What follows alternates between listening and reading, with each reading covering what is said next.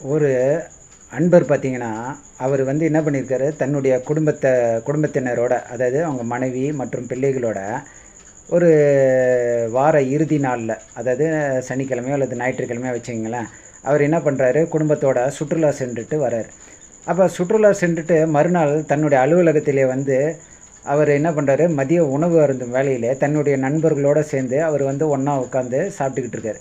சாப்பிடும்போது அப்போ கூட உடன் இருக்கிற நண்பர்கள்லாம் என்ன பண்ணுறாங்க, கேட்குறாங்க, என்னப்பா நேற்று போய் சுற்றுலா போயிட்டு வந்தே, அந்த ஊர் எப்படி இருக்குது, எப்படி போனீங்க, என்ன என்ன ரூட்டில் போனீங்க, எந்த பஸ்ஸில் போனீங்க, எவ்வளோ டிக்கெட்டு, என்ன போன ட்ராவலிங் டைமு எவ்வளவு, என்ன போன இடத்துல எங்கே தங்குனீங்க, என்னென்ன பொருட்கள் வாங்குனீங்க, எந்தெந்த இடம்லாம் சுற்றி பார்த்தீங்க, இப்படி பல்வேறு கேள்விகளை கேட்டு அவரை கேட்கும்போது அவரும் என்ன பண்ணுவார்னா மிகவும் பொறுமையாக சொல்லுவார். அட நீ வேறப்பா, என்ன ரஷ்ஷுப்பா பஸ்ஸு, எவ்வளோ கூட்டம் தெரியுமா, அப்படி இருந்தும் அந்த பிள்ளைங்களை அழைச்சிட்டு போயிட்டு வரதுக்குள்ளே எம்மா சிரமம். இருந்தாலும் ஒரு மனசுக்கு ரொம்ப சந்தோஷமாக இருந்தது, நல்ல நிறைவாக இருந்தது. அந்த இடங்களை பார்க்குறதுக்கே ஒரு ரம்மியமாக இருந்தது. ஏதோ நமக்கு வருஷத்தில் ஒரு முறை இந்த வாய்ப்பு கிடைக்குது அப்படின்ற போது நாம் அந்த இடத்துக்கு போயிட்டு வந்தோம் அப்படின்னு அவரும் ரொம்ப சுவாரஸ்யமாக பேசுகிறார். இப்போ இதில் ஒரு விஷயம் என்ன நம்ம தெரிஞ்சுக்கணுன்னா, ஒருத்தர் அனுபவப்பட்டிருக்கிறார். எதில் அனுபவப்பட்டிருக்கிறாரு, ஒரு இடத்த போய் பார்ப்பதிலையும் அந்த இடத்த சுற்றி பார்த்துட்டு அவர் பல்வேறு காட்சிகளை பார்த்துவிட்டு அவர் வந்திருக்கிறார். அப்போ அனுபவப்பட்டவர் ஒருத்தர், இன்னொரு பக்கம் அனுபவப்படாதவங்க இருக்காங்க. அனுபவப்படாதவங்க அந்த இடத்துக்கு போகல. அப்போ அனுபவப்படாதவங்க அனுபவப்பட்டவர்கிட்ட கேட்டு பல்வேறு விஷயங்களை தெரிஞ்சுக்கிட்டு தாங்களும் அந்த இடத்துக்கு போகணும் அப்படின்னு முடிவு பண்ணுறாங்க.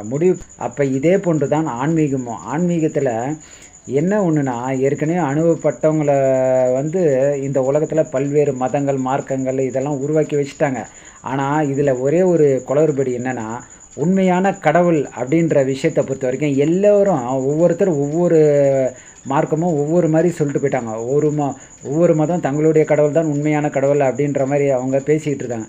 ஆனால் சமரச சுத்த சன்மார்க்கத்தை பொறுத்த வரைக்கும் வள்ளல் பெருமானார் என்ன சொல்லியிருக்காருன்னா, கடவுள் எப்படி இருக்கிறார், அவருடைய உருவம் என்ன, என்ன இது வரைக்கும் சொன்னதுக்கும் அவர் சொன்னதுக்கும் நிறைய வேறுபாடுகள், வித்தியாசங்கள் இருக்கின்றன.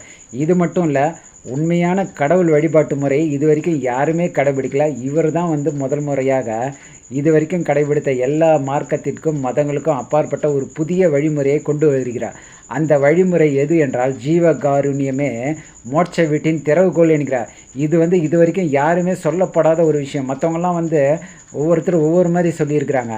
ஆனால் இவர் எல்லாத்துக்கும் மேலே புதுமையாக நான் வந்து தான் அடைந்த நிலையை மிக வெளிப்படையாக சொல்கிறார். என்ன சொல்கிறாருன்னா, ஜீவகாருண்யம் தான் மோட்ச வீட்டின் திறவுகோல் என்றார். தான்